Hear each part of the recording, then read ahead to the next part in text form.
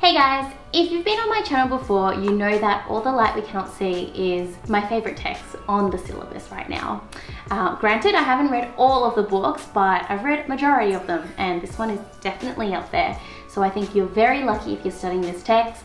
I know it's long, but if you get through it, I feel like you will really appreciate it at the end of the day. Through the prompt we're looking at today, the main message I want to highlight is to try and look for layers of meaning. This could mean anything from symbols, motifs, poetry elements of a text. It's especially important in a text as literary as this one. You might not have been happy to find out that it's the longest text on the study design, so out of all of them, your school chose you this one.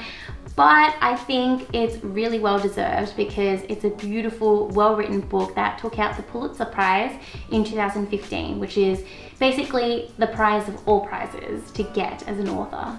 Before I continue on, I just want you to know that this entire video has been transcribed on my blog.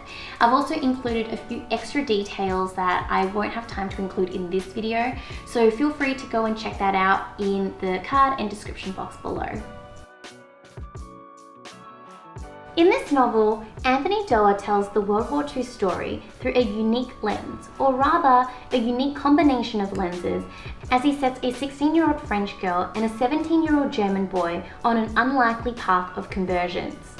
Through the dangers and difficulties they face, Doerr's novel is one of growth and self-assuredness in a time when this seemed virtually impossible. The essay topic we'll be looking at today is All the Light We Cannot See is a literal title for the novel, in that it exposes the darkness, evil, and cruelty of which humans are demonstrably capable. Is this an accurate interpretation? As usual, we'll use our Think and Execute strategy from the How to Write a Killer Text Response ebook and look at keywords first. I want to leave darkness for a little later, but let's start with evil and cruelty. By themselves, they generally just mean immorality or inhumanity, but also keep in mind how they come across in characters' actions, since those will be the focus of our analysis. The word demonstrably highlights this, since it means that any evil you discuss needs to be demonstrated or proven. With darkness, that's a bit more of a tricky term, because it can mean any number of things. Here, it might be taken to mean bad intentions, corruption, or anything like that, but because it fits with evil and cruelty. However, this is where the interpretation aspect of the prompt comes in. An interpretation being a way of explaining meaning. How do you explain the meaning of darkness in relation to the title? Darkness in this sense could mean any number of things. Now, how should we plan for this topic? Let's first consider if there's any room to challenge, since the prompt seems to only focus on the more negative, pessimistic side of the book. I'd argue that with darkness, there is also some light in the form of kindness, charity, and hope. This all might seem pretty profound, but I'm just trying my hardest to link it back to the title of the book. I mean, that's what the prompt is asking about, right? Next, let's break this down into paragraphs. For our first paragraph, a good starting point might be analysing the literal forms of darkness in the novel and seeing what other interpretations we can get from those. A character that comes to mind is Marie Laure, the French girl who cannot see any light due to her blindness. The title could be seen as an allusion to her character and, by extension, the hopelessness that blindness might cause in the midst of war. We could compare Marie Laure's situation with that of Werner, who faces the industrialization of his childhood town, watching it become more and more enveloped in darkness, and as such, hopelessness. For our next paragraph, we might drill down to deeper levels of interpreting darkness, because it's often used as a metaphor for inhumanity. It isn't difficult to find inhumanity in the novel. There's plenty of it peppered throughout Werner's storyline, particularly at Schulforta, where the Hitler Youth were trained, to put it lightly. He and his peers were routinely drilled to drive the weakness from the corpse in humiliating exercises led by cruel instructors.